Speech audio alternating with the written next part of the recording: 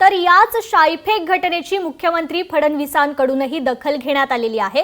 गायकवाडांवर शाई फेकणारे आरोपी अटकेत आहेत, पुढे योग्य ती कारवाई केली जाईल असा विश्वास मुख्यमंत्री देवेंद्र फडणवीस यांनी दिलेला आहे।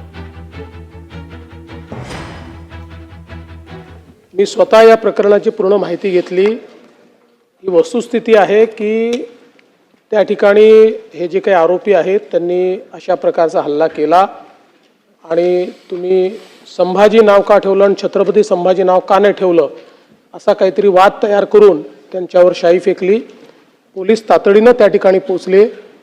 पोलिसांनी श्री गायकवाडांना ही विनंती केली की आपण या संदर्भात फिर्याद द्या। ते फिर्याद द्यायला तयार नव्हतं, तरी पोलिसांनी फिर्याद घेतली। फिर्याद घेऊन त्या ठिकाणी तात्काळ जे काही आरोपी आहेत त्यांना अटक करण्यात आलेली आहे।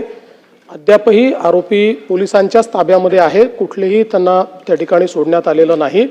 यामध्ये जी काही घटना घडलेली आहे त्यानुरूप जी काही शिक्षा करावी लागते किंवा त्या संदर्भात जे काही कलम लावावे लागतात ते कलम लावून या संदर्भात योग्य ती कारवाई केली।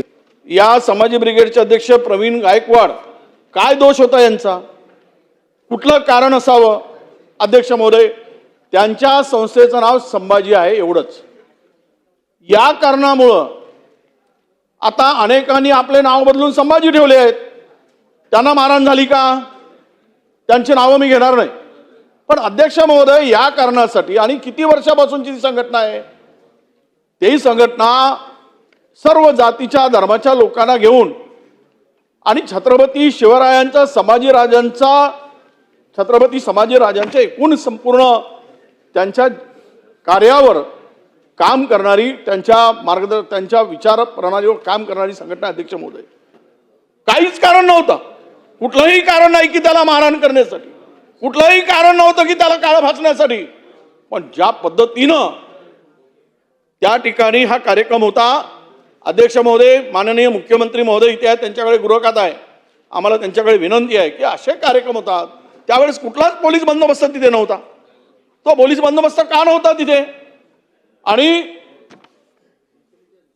तुम्ही अशी काही घटना होत असताना आपल्याकडे त्याच्या इंटेलिजन्सच्या माध्यमातून काही सूचना येत असतील की नाही, किंवा ते आहे की नाही, कार्यरत आहे की नाही, हाही खरा प्रश्न या ठिकाणी मला अध्यक्ष महोदय येतो। आदरणीय पवार साहेब आणि मी आम्ही दोघंही स्वतः काल प्रवीण दादांशी बोललो की घटना आम्ही टीव्हीवरच पाहिली, धक्कादायक आणि महाराष्ट्राला लाजवणारी, कुठल्याही पक्षाने ती केली असेल तरी असं कुठलाही कृती ही चुकीचेच आहे, त्याचा मी जाहीर निषेध करते। आपण आता अपेक्षा करूया की त्यांना न्याय मिळेल, अशा कुठल्याही कृतीचं मी जाहीर निषेध करते आणि असं करून ज्याची गुन्हेगारी पार्श्वभूमी आहे ह्याच्यावर अजूनही ऍक्शन होत नाही, हे धक्कादायक आहे आणि सुसंस्कृत महाराष्ट्राला लाजवणार आहे। प्रवीण दादा गायकवाडांवर जो मारण्याचा कट होता, नाही तर मारण्याचा प्रयत्न त्या ठिकाणी त्यांना झाला, त्यांचा विचार हा संपवण्याचा प्रयत्न जो झाला, त्या दीपक काटेवर एक कडक कारवाई लवकरात लवकर करणं तितकंच महत्वाचं आहे।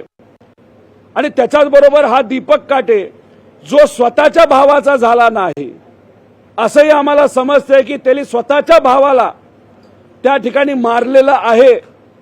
जेलमध्ये सुद्धा हा दीपक काटे जाऊन आलेला आहे, स्वतःचे आई वडील सुद्धा त्याला स्वीकारत नाही। अशा व्यक्तीला भाजपली एक पद देऊन त्याला कसं स्वीकारलं? लोकशाही मराठी ऐका, पहा, जागरूक रहा।